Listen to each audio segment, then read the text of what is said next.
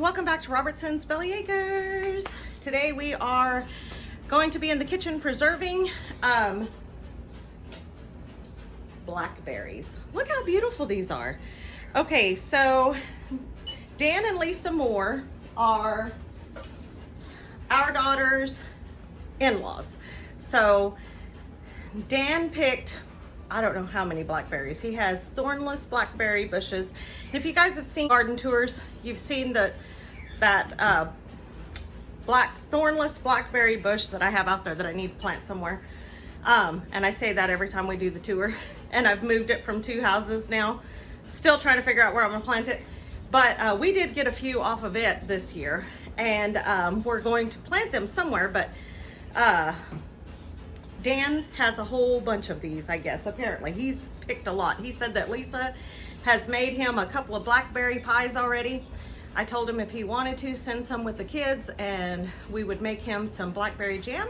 So he sent over some, so I thought, hey, great opportunity to show how I make blackberry jam. So let's get started.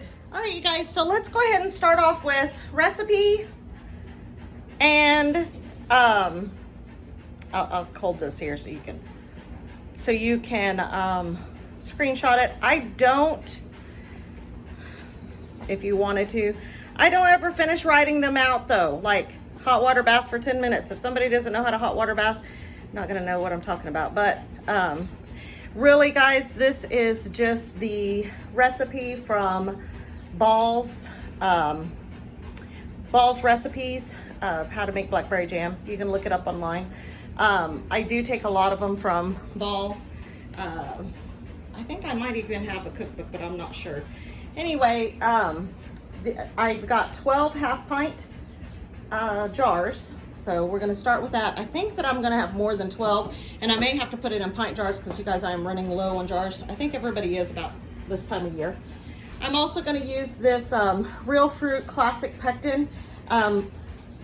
Sometimes we buy it in the jars like this, or you can also use Sure Gel Pectin. So these are, I almost always use the powder unless it tells me that I have to use the liquid, and even then sometimes I'll just go and find the conversion for it. So I've got plenty of pectin, and then I've got the blackberries themselves, and I've weighed them, and I've got about a little over 4 pounds of those. So I am going to double this recipe. See where it says 2 pounds, I'm going to double it. And then I have my big old can of sugar. So, you know, jams take a lot of sugar. So I just buy in bulk and keep them secure in a tin can. I also have my wide mouth funnel, my spatula that I got in my canning kit. This is important to use as a spatula, but also to remove all the air bubbles when you're canning. And then I have my handy dandy little lid lifter. It has a magnet on the end. I'm not gonna lie, the magnet comes off. So I'm constantly fishing for the magnet, but I just need to get a little bit more glue on there. But that does make it nice when you're trying to get the lids out of that hot pot. And then I always have a clean wet rag sitting by at the ready for any spills. Also, I will need that when I'm cleaning the rims off of the jars. I am also going to need a potato masher for this recipe. I could use an immersion blender, but because I want it to be kind of like preserves, a little bit more chunky, I am going to use my potato masher instead. And I almost mentioned that I have my little jar getter here. So this helps when I am getting the jars out of the hot water. And you're gonna want a good sized ladle to be able to scoop the hot jelly into the jars. You're also going to want a skimmer of some kind for the foam, skimming the foam off the jam whenever it boils. Also have my pressure canner here. Don't get me to fooling you, I don't know how to pressure can. I do have a couple of ladies that told me that they are going to teach me how to pressure can, so I'm super excited about that. I've been trying to watch videos. I know that Casey at Boots and Bounty has actually put out videos on pressure canning, and so has Cindy from Pathways Homestead. And I also got to talk to Patty from Southern Blessed Homestead, and she was also very helpful. And so my main thing is I don't have a gauge for my canner. Anyway, we're gonna figure it out. But I do just water bath can in my pressure cooker. I just don't seal I don't seal anything. I don't seal a lid or anything when I go to water bath. All right, so first things first, I'm going to wash all of my jars and lids and bands. When I take them out of the packaging, or even if I've just had them stored on the shelf for a while, I go ahead and wash them in hot soapy water. So I'm gonna get these washed and then we'll go from there.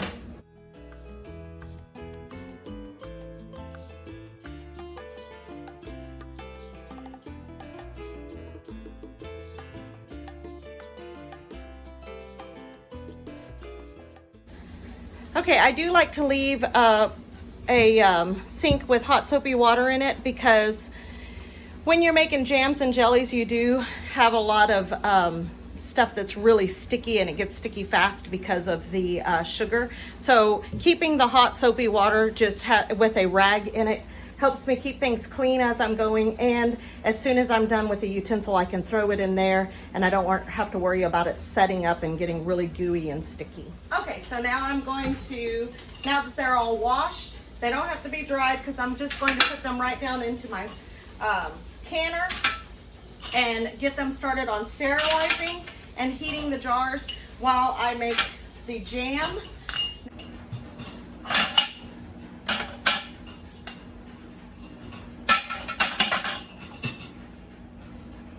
Okay, and I also throw the lids in there because they need to heat up and the bands need to heat up as well. They have this little rubber band around the rim, and that's what seals your jars and keeps them preserved.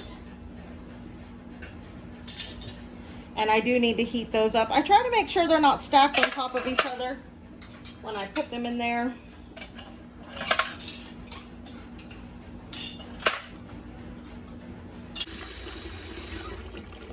Okay, so as you can see, I did fill it. I did just barely top the tops of these.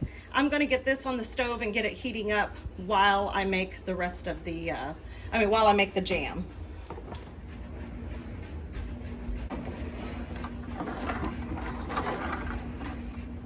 So I have those, I have the heat on, it's probably medium high. Just going to turn it on so that those can kind of start to boil and it will sterilize those jars. I didn't say this earlier, but you can see in the bottom, see that, it's not real hot yet. There's that metal thing that keeps the jars from being directly on the bottom of the pan.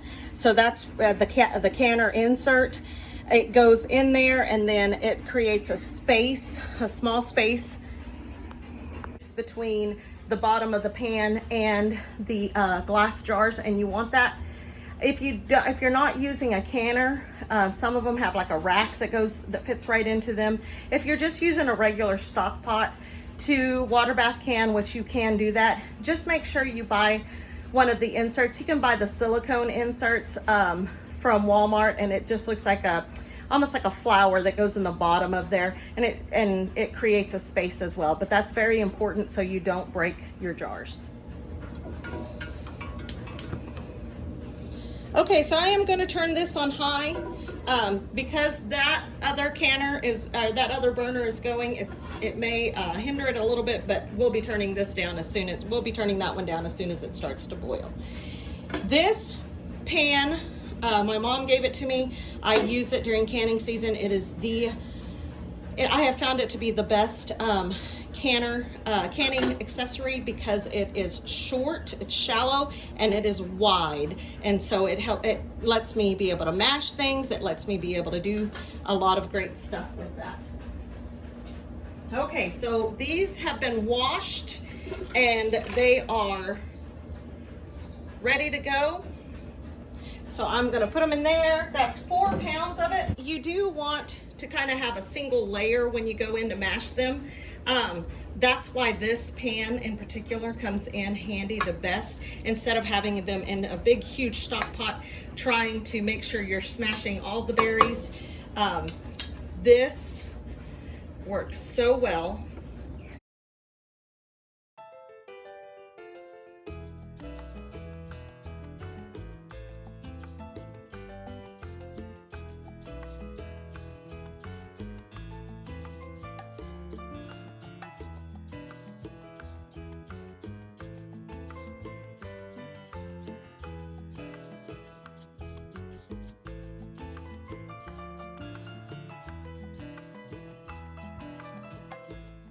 I am gonna go ahead, we got them mashed pretty good. I'm gonna go ahead and put in my pectin. So it's asking for, because I'm doubling this recipe, I am going to put 9 tablespoons of pectin because this is 4 pounds of berries.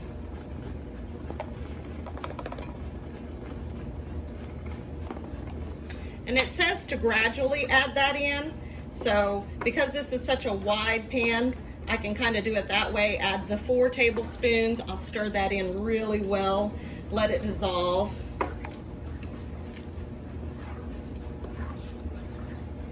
And then I can stir in 4 more. If you have a stock pot, you want to probably do 1 or 2 tablespoons at a time, just to make sure you're not getting it all clumped into one spot.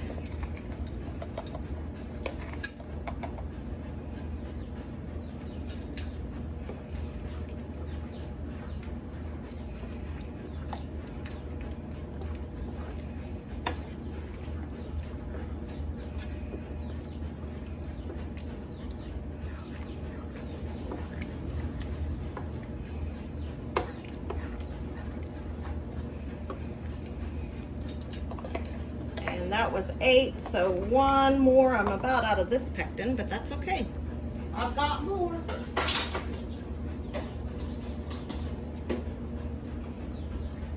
Okay, I'm gonna go ahead and let this start to boil. And it's on high heat.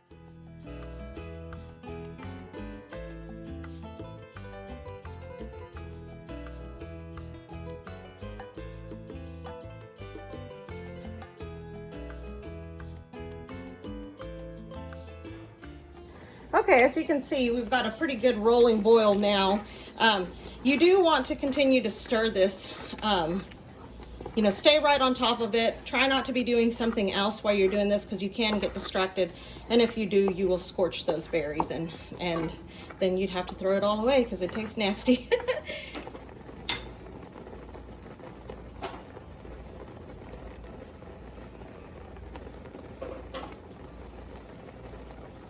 Okay, over here, now that these, you can see the bubbles on the top, it's not a rolling boil. I'm going to go ahead and turn that down to low, because those jars are pretty good. They're hot and ready to go.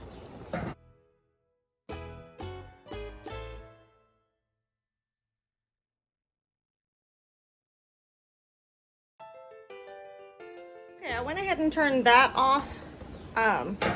Because those jars are hot. I'm still trying to get this to the boiling that I want it to be, but it is reducing down rapidly. So I'm gonna go ahead and add my sugar in. Y'all, I doubled the recipe, so this calls for 10 cups of sugar. I know that sounds like a lot, but do not skimp on the sugar unless you are making a sugar-free one. And if you're doing that, you'd have to you know, figure in your Splenda or your Stevia or whatever it is that you're using. But don't skimp on the regular sugar for regular jams or jellies, because this is what happens. I made a peach jelly. I tried to not put so much, or yeah, some peach jelly, not so much sugar, because I wanted to see if I could make it like half sugar or something and not follow a recipe. It was an experiment, and y'all, I have peach syrup. Now I'm not complaining about this peach syrup. I can use that peach syrup. I've been using it in marinades, and it is amazing. But it will not set up, so don't skimp on your sugar. So I've already measured out my 10 cups, and I can just go ahead and pour this in all at once. I mean, I'm gonna pour it and stir and pour it and stir.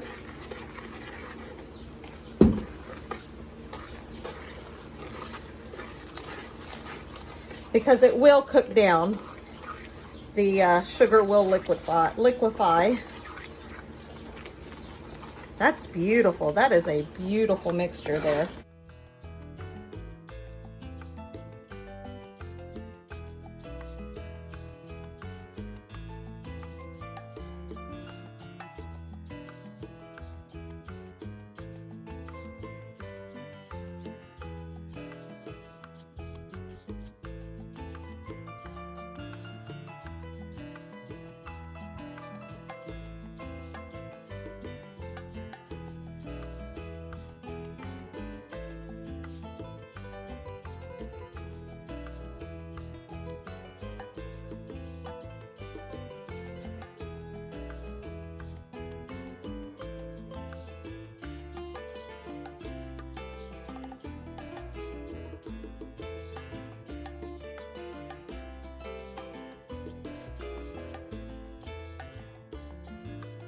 Okay, we're going to bring this back up to a rapid boil, and then we'll almost be ready to can by then.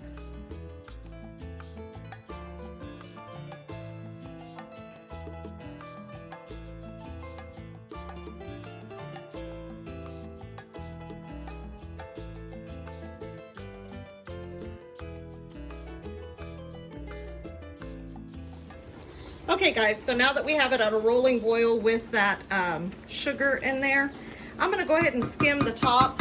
See all of that foam at the top? We wanna take that off because you don't want it in your jars. This is why some people put butter in there when they're canning, is it theoretically it helps reduce the foam.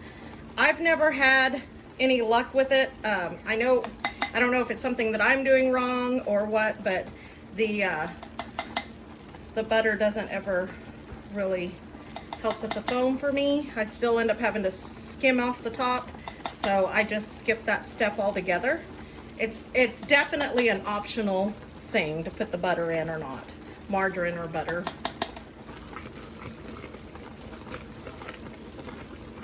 I'm gonna set a timer for a minute since it is now a good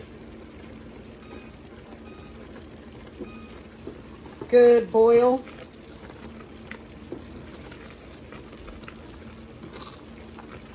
There'll be more foam to skim off the top once I shut the heat off.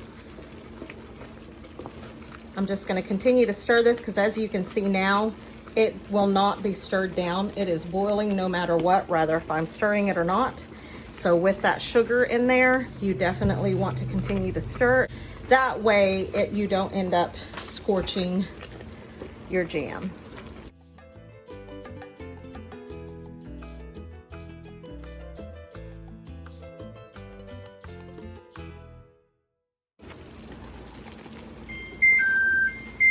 All right, there's my 1 minute. I turned off the heat. I want to continue to stir even though I've turned off the heat because that pan is still very, very hot. Just keep it moving.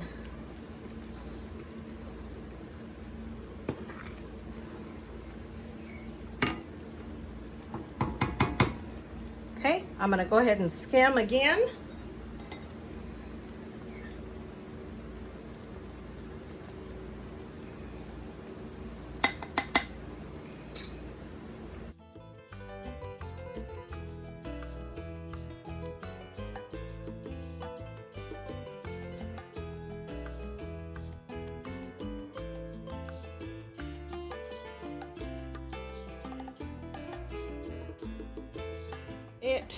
It is foam, so it causes more air, so more headspace in your jar.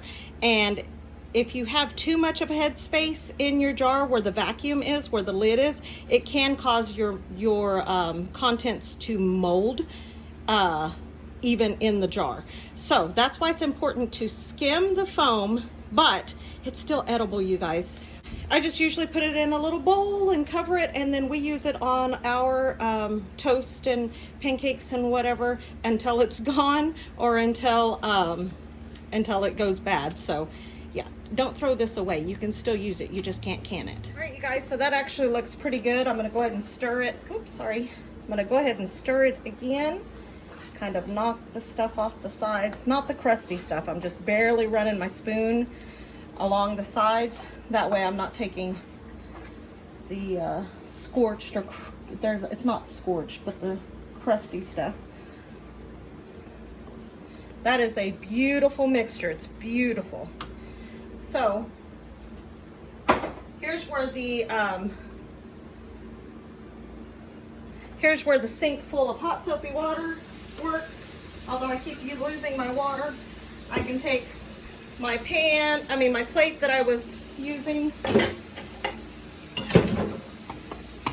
to scoop, or to put my spoon on in the hot soapy water. I can move my spoon in there, and I don't have this stuff just laying around getting everything else sticky. Okay, so now it's time to get my jars out of this pot. I am going to use my jar getter. This is the side, because see how it's the curvature? This goes over the mouth of the jar like this, so it grabs onto the jar, and these up here so that you can hold on to.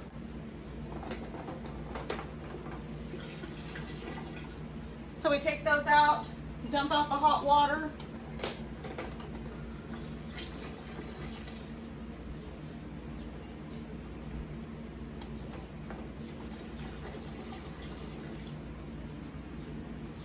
Actually, right now, while the water is a little bit dispersed, I'm going to use my magnet and go ahead and grab those hot lids out of there as well, because otherwise I'm trying to reach way deep down in there to grab my hot lids.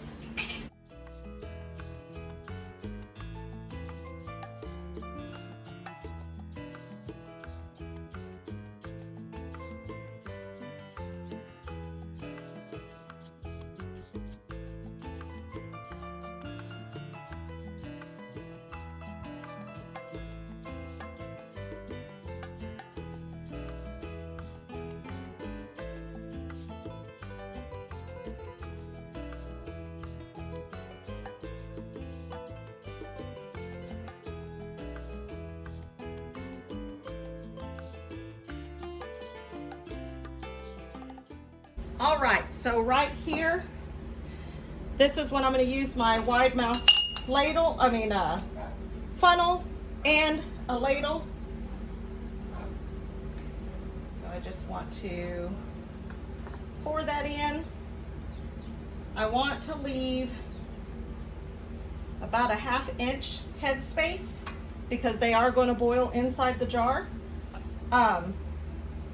So I try to get it, it's gonna be hot, but I'm gonna show you. So I try to get it to the bottom of this, the bottom of the band. That's how much I try to put in there.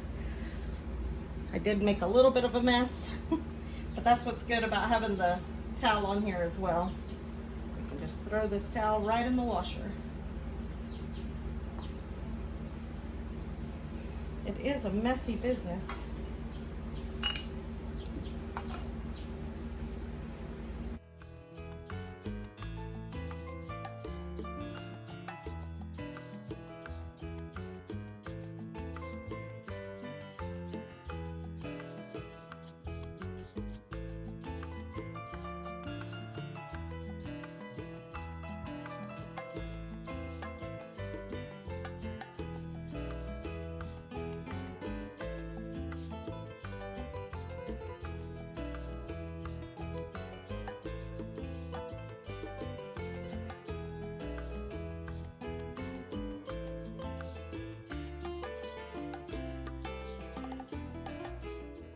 Here we go. Let's see if we can eke out one more jar, you guys.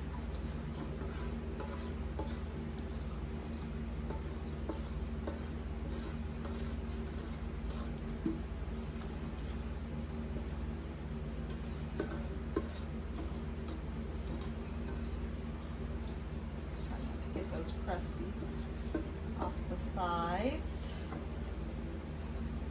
All right. Just set this right over here. I'm going to try just dumping this in. What do we think? It's going to be a full? Is it going to be full? Oh. I mean, y'all.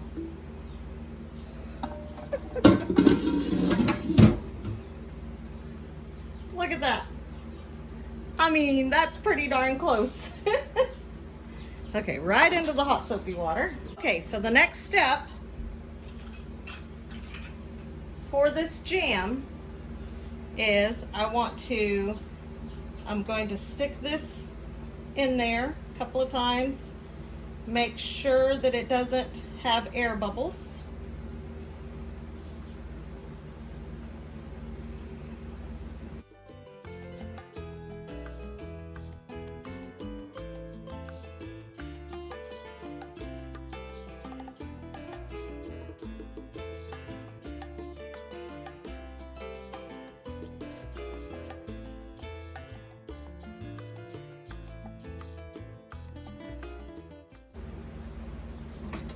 Right into the hot soapy water. Okay, here's my clean towel that I just took out of my hot soapy water, and I'm going to clean the rims off.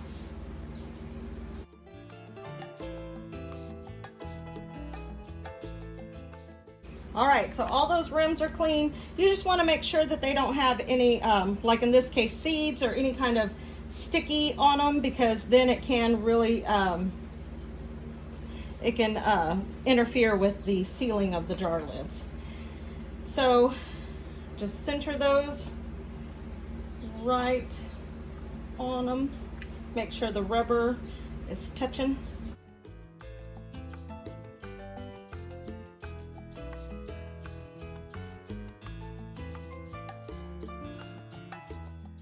All right, you guys, you just want to make sure that the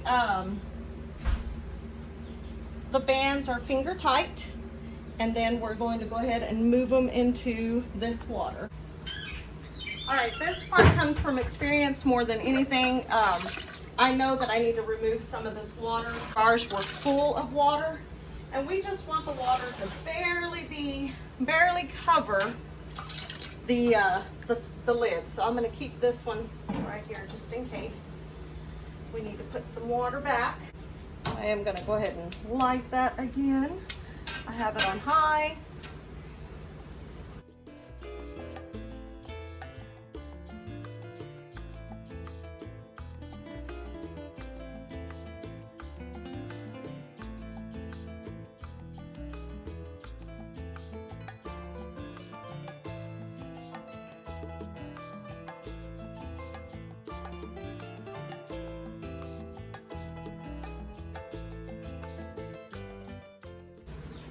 And I am going to cover them, but not fully, because I'm not pressure canning. So it's just setting on top. It's not locked in or anything like that. The pressure steam can come out of the sides if you see that. It is just sitting there as a lid, so in that way the water will heat. Once it starts to boil, we will cook them for 10 minutes. And so while that is boiling, I am going to go ahead and clean up my mess and get ready for the next thing. So it's boiling. I have set my timer for 10 minutes. All right, you guys, my timer has gone off.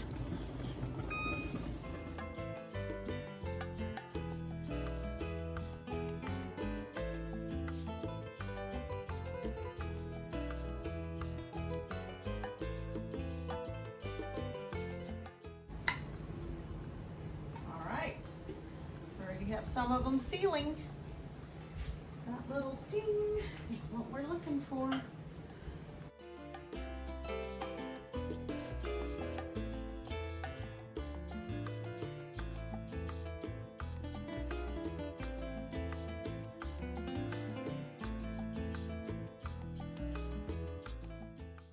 right, so let's reiterate. It was 4 pounds of blackberries, made 12 half pints of jam. All right, you guys, and that's it. That's how I make blackberry jam. I hope you guys like our videos. If you do, please hit the like button. Subscribe if you haven't already. Share with your friends. Leave us a comment. Smash that bell so that you get notified of the next video. And until next time, you guys, God bless.